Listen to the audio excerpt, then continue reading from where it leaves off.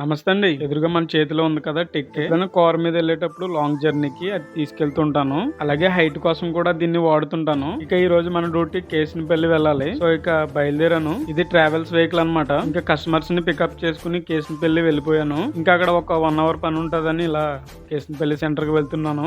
Evening time కదండి, ఏదైనా తిందామని అలా బజ్జీ షాప్ దగ్గరికి వెళ్ళాను. తినేసి మా కార్ దగ్గరికి బయలుదేరుతుంటే ఈ బ్రదర్ కనిపించారు. ఈయన నా వీడియోస్ చూస్తారంట. ఆయనతో కాసేపు టైం పాస్ చేశాను. మా ఆయన కూడా మనతో చాలా సేపు ఈ కార్ల గురించి, ఈ మోటార్ ఫీల్డ్ గురించి మాట్లాడుకుంటున్నాము. ఇది కూడా కేసినపల్లి కార్ ట్రావెల్స్ ఉంది. కొద్దిసేపు కాగానే వచ్చేసారు. ఇంకా బయలుదేరాము. వెళ్తున్న దారిలో ఒక బిర్యానీ సెంటర్ దగ్గర ఆగాము. అయితే ఈ సెంటర్ మీ అందరికి తెలిసిందే. దీని పేరు స్నేహ రెస్టారెంట్. అంటే ఎవరికి అర్థం కాదు. రామారావు బిర్యానీ అంటే చాలా మందికి తెలిసిందే.